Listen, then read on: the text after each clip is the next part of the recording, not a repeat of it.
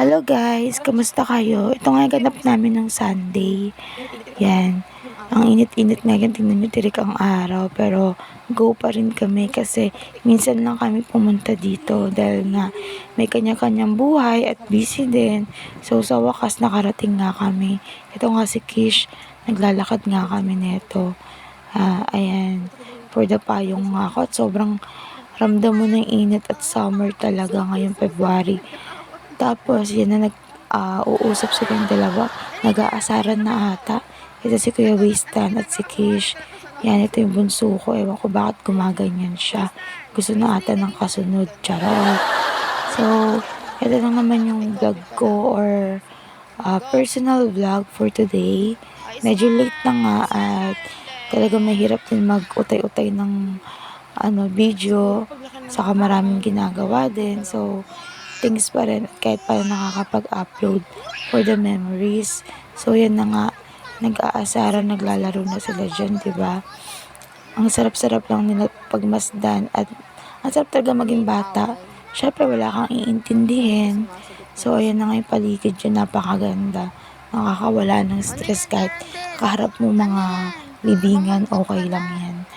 Tapos, ayan, yun nga, sarap maging bata. Wala kang problemahin. Kundi maglaro, pag nadapa, iiyak. Ngayon, iiyak ka pag di ka nakapagbayad ng bills, ng kuryente, tubig, ilaw, di nakabayad ng jutang, di ba?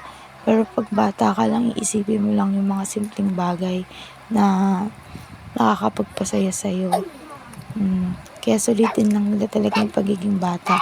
Syempre, samahan nyo na din. Hayaan nyo sila maglaro. Laruin nyo sila or turuan nyo sila para matuto sila. Diba? Gawin lang natin yung best natin araw-araw. Ako, ganun lang ginagawa ko. Enjoy na lang talaga bawat araw na nandito tayo sa mundo. So, nagpapakatotoo lang din talaga tayo. Kaya na nga sinindihan na nila yung puntod. So, nagdala na kami ng bulaklak dyan. Gawa na lang din yung bulaklak kasi sa mahal ng mga bilihin, diba? At least nakagawa ng bulaklak yung binan ko. Tapos yan, medyo magulo na yung camera ko kasi kumakain na kami. Nagdala na lang kami dyan ng tubig. Tapos, ng chicha-chicha, ganyan. Biskuit. So, tamang food trip na. Diba, ang gulo-gulo na ng camera ko. Ewan ko ba. Sige. Ayun na, nahulog na ata. And, ito na pala yung puntod ng biyanan ko. Saka, si Tito Eric. So, ito yung bunso ko. Ewan ko na kinakalkal niya dyan. Ang init-init nga, pero go pa rin kami kasi hindi natin dapat baliwalain yung mga ganito kahit wala na sila, diba? Kahit ngayon nandyan pa, hindi natin mabisita kasi sa sobrang layo or busy natin. Minsan wala tayong kasama or nahihiya tayo, diba? Tapos pag wala na, saka natin pupuntahan. Yun lang. Thank you for watching.